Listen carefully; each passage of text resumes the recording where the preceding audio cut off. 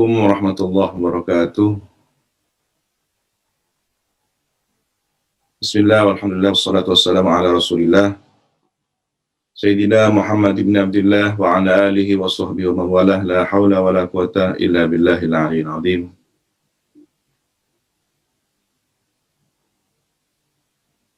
Luar biasa materi yang pertama, barakallahu fikum, dengan Bapak Syarif Hidayat. Amin. Alhamdulillah. Seluruh pemirsa yang mengikuti kegiatan virtual ini, hafidhakumullah jami'an.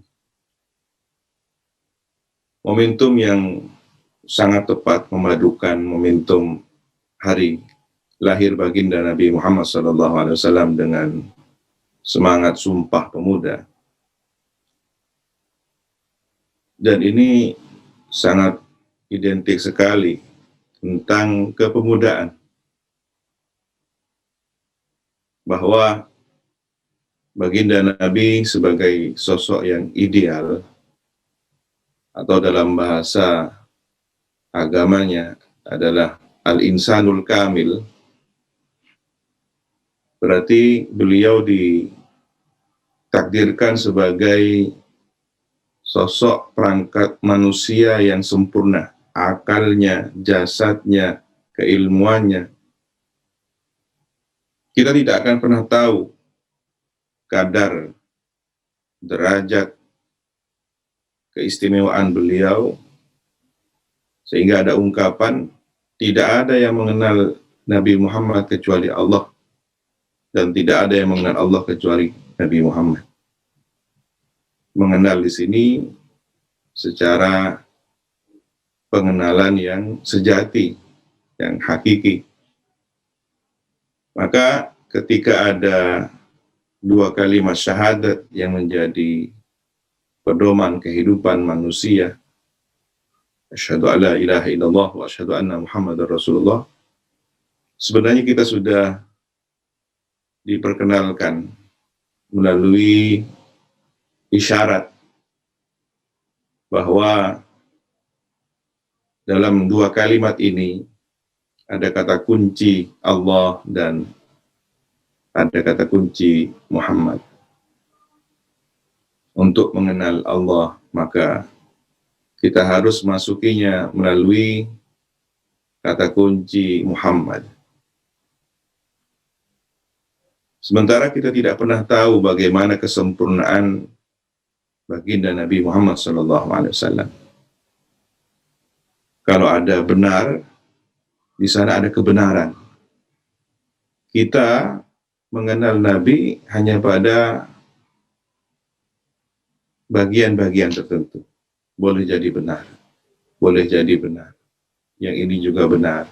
Tetapi kebenaran tentang sosok baginda Nabi hanya Allah yang Maha tahu. Beliau adalah mutiara yang setiap sudutnya memancarkan cahaya. Dari kehidupan Nabi, kita sebenarnya menjadi murid beliau. Madrasah kehidupan Nabi, kurikulumnya telah terbagi periode Mekah dan periode Madinah. 13 tahun penanaman tauhid dan syariat, undang-undang, serta lainnya itu disempurnakan pada 10 tahun terakhir. Ini mengajarkan bahwa kalau tadi nyambung dengan Mas Syarif, keluar dari zona nyaman merupakan sunnah orang berjuang untuk meraih keberhasilan. 13 tahun mengubah mindset dari jahiliyah kepada tauhid. Ini adalah pondasi yang harus dibangun secara kokoh untuk kemudian di atasnya ada bangunan-bangunan lain yang menyempurnakan. Tidak akan indah suatu istana ketika pondasinya tidak tertanam dengan baik, dengan kalkulasi hitungan seorang insinyur bangunan yang matang. Jika itu bangunannya bertingkat, maka semakin kuat, semakin dalam, kualitas bahan-bahan yang dipersiapkan pun harus lebih baik lagi. Nah, disinilah kemudian kita semakin mengenal bagaimana sosok baginda Nabi Muhammad SAW ketika Allah Subhanahu Wa Taala menyebutkan bahwa agama terakhir ini adalah penyempurna dari seluruh syariat yang sebelumnya diturunkan secara bergantian per zaman sejak dari Nabi Adam hingga baginda Nabi Muhammad SAW. Maka syariat yang menyempurnakan, atau dalam bahasa beliau baginda Nabi, ada satu bangunan yang masih tersisa satu bata. Nabilah bata itu. Ini bahasa tawaduk beliau. Sebenarnya beliau bukan bata itu, tetapi beliau adalah spirit, bahan dasar dari seluruh bata yang ada. Kalau berbicara tentang awal penciptaan semesta dari cahaya Muhammad, Nur Muhammad, maka Nabi Adam adalah entitas perwujudan dari sosok insan kamil ini. Yang dalam bahasa Imam Al-Busiri, dalam kasidah burdanya, beliau adalah nuwab, naib, peran pengganti di setiap zaman. Tetapi hakikatnya adalah Nur Sayyidina Muhammad SAW. Kita akan semakin melihat sosok Nabi yang sempurna dalam kemanusiaannya ketika melihat tugas beliau yang juga membawa syariat yang sempurna. Ketika ada kalimat penyempurnaan agama, bahkan agama yang diridhai sebagai target atau goal dari kehidupan bermasyarakat yang diciptakan, diperjuangkan Nabi sejak periode Mekah hingga Madinah. Lahirlah masyarakat beriman, masyarakat bertauhid. Nah, inilah yang harus menjadi kesadaran bersama. As-sabiqun al-awwalun, generasi pertama yang dibentuk Nabi, siapa mereka? Orang-orang hebatkah dengan pengaruh yang cukup luas secara sosial, ekonomi, politik? Tidak. Tapi orang-orang yang terlihat lemah dalam pandangan kebanyakan.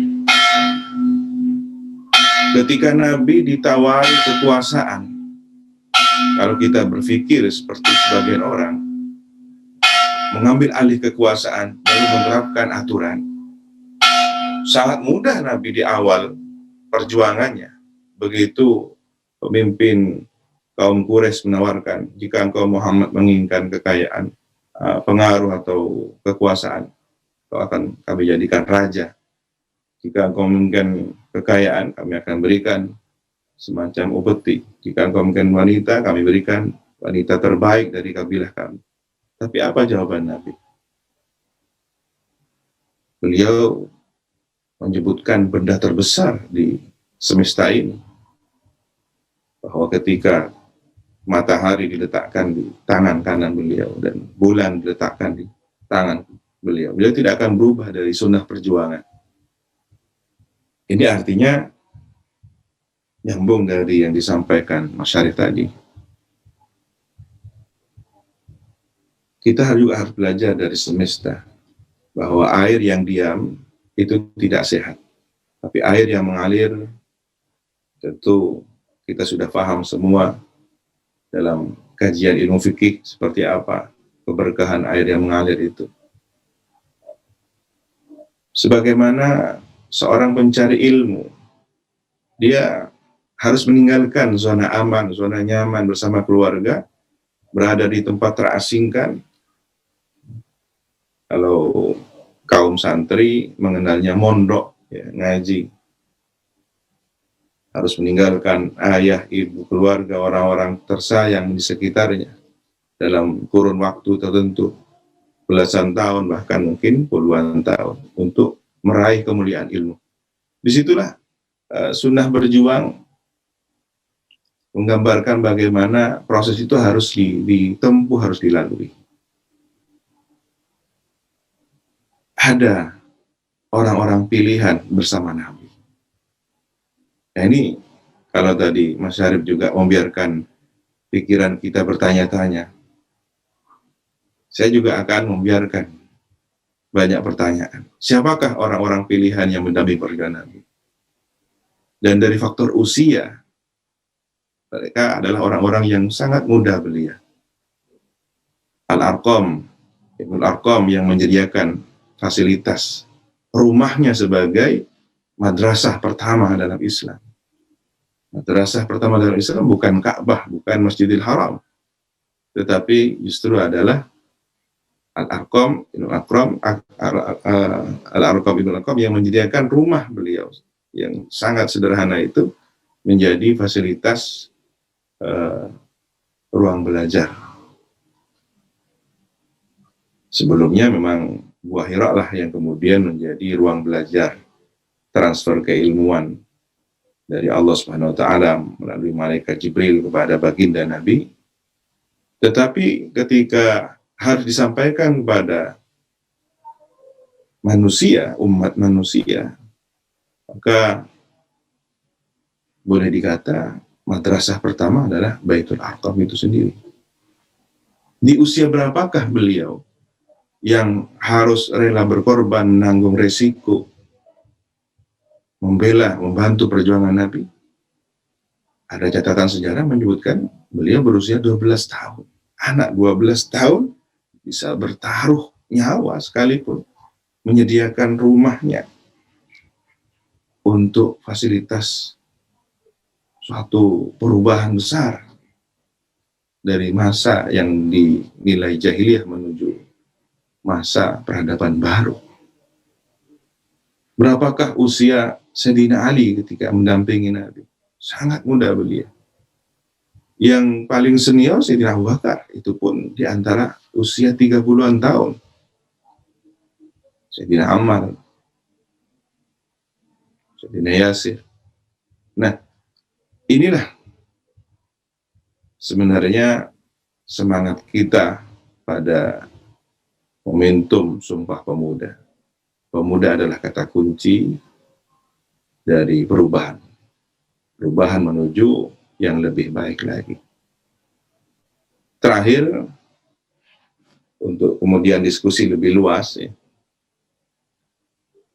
Ketika Nabi dipilih oleh Allah, kalau dalam bahasa agamanya ada ijtiba, ada istifa. Ada karakter Mustafawiyah, ada karakter Mujtabawiyah, yang tidak semua nabi adalah memiliki istifa, tugas selain dipilih oleh Allah sebagai orang kinasihnya, tetapi juga harus menyampaikan risalah kepada umat manusia. Nah, ini adalah karakteristik Mustafawiyah. Sementara Nabi yang tidak diperintah untuk menyampaikan risalah agamanya, bukan seorang Rasul, hanya Nabi, ini tidak lebih dari al-ijtiba, al-mujtabah, orang yang terpilih menjadi yang terdekat, orang kinasih Allah Subhanahu wa taala. Banyak orang-orang baik, tapi yang kemudian harus melakukan perjuangan itu sedikit. Orang yang tersadarkan secara individu boleh jadi itu banyak, tapi ketika mengajak yang lain, ini adalah pilihan. Orang gelisah dengan jahiliyah itu banyak. Semisal sahabat Abu Bakar As-Siddiq banyak, tapi kemudian menunggu komando dari seorang yang dianggap anak yatim, yang ditinggal ayahnya, ditinggal ibundanya, ditinggal kakek dan pamannya, tokoh-tokoh penting yang berpengaruh dalam kehidupannya, sehingga tidak ada yang kemudian menjadi background kekuatan sosial politiknya, dukungan dari orang-orang terhebat di keluarganya. Beliau tampil sendiri. Hanya kekuatan langitlah, kekuatan yang maha tinggilah, yang kemudian menaunginya, membimbingnya, mendidiknya. Ketika ditanya siapakah yang mendidiknya, sehingga memiliki akhlak yang mulia. Mungkin dari para bangsawan Quraisy, tidak. Meskipun beliau adalah terah orang-orang mulia, tapi yang mendidiknya adalah Rabbul Alamin. Itulah kemudian beliau mendapatkan tugas rahmatan lil alamin.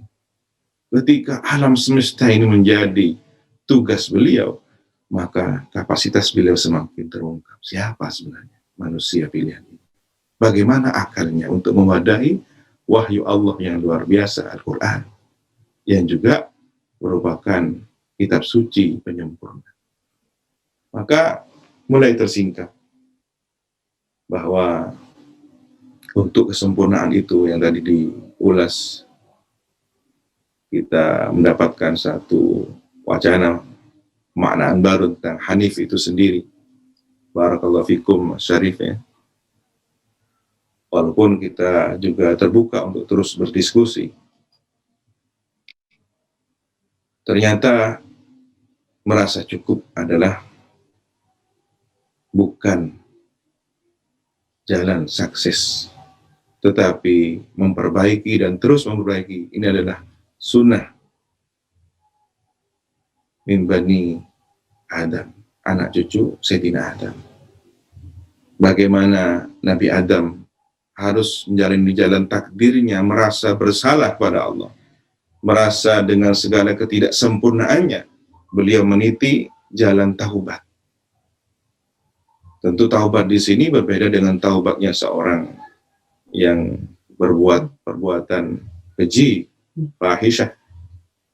Maka kita sangat berbeda dengan kelompok agama yang memahami manusia memiliki dosa turunan, dosa warisan. Tidak. Kita umat Islam menganggap apa yang terjadi pada Sayyidina Adam adalah jalan takdirnya. Beliau tidak benar dikatakan berdosa ketika mendekati pohon terlarang itu. Di surga tidak ada taklif syar'i. Larangan Allah itu tidak bisa diterjemahkan sebagai larangan syariat atau taklif syar'i. Tetapi dalam pendekatan makna yang lain, tadi Mas Syarif sudah menggambarkannya. Walaupun tradisi ulama kita menjelaskan dengan cara yang berbeda, bahwa disitulah ada hikmah ilahiyah, hikamun nusijat biyatin hakamat. Kehidupan ini adalah sulaman dari berbagai hikmah yang rajutannya sangat rapi sekali, terhubung satu dengan lainnya. Bahwa rencana Allah ada sosok makhluk yang akan memerankan peran-peran ketuhanan dalam makna menjalankan tugas khalifah di muka bumi dengan bekal wa'allama Adam al-asma, keilmuan. Inilah yang perlu kita sambungkan. Pemuda, perubahan, tapi harus ilmu. Tidak hanya dengan semangat, tapi tanpa bekal ilmu. Ilmu pun harus dengan proses penyempurnaan. Jangan merasa telah sempurna. Ingat, iblis itu alim. Iblis itu ilmunya malaikat. Iblis itu semula adalah orang atau makhluk kinasi Allah, yang dalam beberapa tafsir dijelaskan sebelum menjadi sosok yang durhaka, diperkenankan oleh Allah beribadah dimanapun. Sekali waktu di surga, sekali waktu di planet-planet, di beberapa tempat di alam semesta ini. Tetapi ketika keilmuannya telah tercederai dengan kedurhakaan, apa kedurhakaan iblis? Ketika ada kata laknatullah di belakangnya, berarti ini kan ibtiad an rahmatillah, dijauhkan dari kasih sayang Allah. Ilmu tanpa kasih sayang Allah bukan suatu jawaban untuk melakukan perubahan perbaikan. Maka ilmu itu harus senantiasa berangkat dari rahmat. Maka Nabi rahmatan lil alamin, keilmuan Nabi, perjuangan Nabi harus berdasarkan rahmat. Ilmu tanpa rahmat melahirkan bom atom yang meledakkan, mematikan. Ilmu tanpa rahmat akan menemukan kecanggihan-kecanggihan ilmu yang disalahgunakan oleh para koruptor, pembobol bank, dan para pencuri yang canggih dalam bidang IT-nya. Ilmu tanpa rahmat akan menambah kedurhakaan dalam bentuk kesombongan-kesombongan lain. Ini yang bisa kami sampaikan sebagai prolog. Kita perluas di diskusi insya Allah. Assalamualaikum warahmatullahi wabarakatuh.